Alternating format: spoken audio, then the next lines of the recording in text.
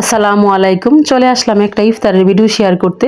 তো ফার্স্টে প্লেটে ভাত নিয়ে নিছি, আর নিয়ে নিছি হচ্ছে আপনার 1 পিস বেগুনি, আর সাথে নিয়ে নিছি হচ্ছে আপনার আলু ভর্তা। তো আলু ভর্তাটা দিয়ে মেখে তারপরে হচ্ছে বেগুনিটা কামড় দিয়ে খেয়ে নিছি। তো এটা কিন্তু খেতে মোটামুটি ভালোই লাগছিল, কারণ ফার্স্ট টাইম আমি ভাত দিয়ে বেগুনি ট্রাই করছি। তো কোনো দিনও খাই না, কিন্তু খেতে কিন্তু মোটামুটি মজাই লাগছিল। তো আপনারাও আমার মতো খেয়েছেন কিনা ফার্স্ট টাইম অবশ্যই কমেন্ট বক্সে লিখে জানাবেন। তো এটা দিয়ে শেষ করে এরপরে নিয়ে নিছি হচ্ছে আপনার টমেটো ভর্তা। তো টমেটো ভর্তাটা আজকে শুকনা মরিচ দিয়ে হাতে মেখে করছিলাম, তো এটাও কিন্তু অসাধারণ ছিল খেতে। তো টমেটো ভর্তাটা খেতে কিন্তু আমার কাছে ভালোই লাগে। তো আর বেশি দিন খাওয়া যাবে না, কারণ শীত তো প্রায় শেষ, টমেটো আর বেশি দিন থাকবে না। তো টমেটো ভর্তাটা দিয়ে শেষ করে এরপরে নিয়ে নিছি হচ্ছে আপনার সিম ভর্তা। তো আজকের সিম ভর্তাটাও আপনার হাত দিয়ে বানাইছিলাম, ধনিয়া পাতা শুকনা মরিচ দিয়ে। সিম ভর্তা কিন্তু দুইভাবে বানানো যায়, আপনার হাত দিয়ে আবার বাটাতে বেটে। তো আজকেরটা হাত দিয়ে বানাইছিলাম, তো খেতে কিন্তু অসাধারণ লাগছিল। কারণ প্রতিদিন কিন্তু ভাজা পোড়া খেতে ভালো লাগে না, মাঝে মাঝে অন্য কিছু ট্রাই করতে ইচ্ছা করে।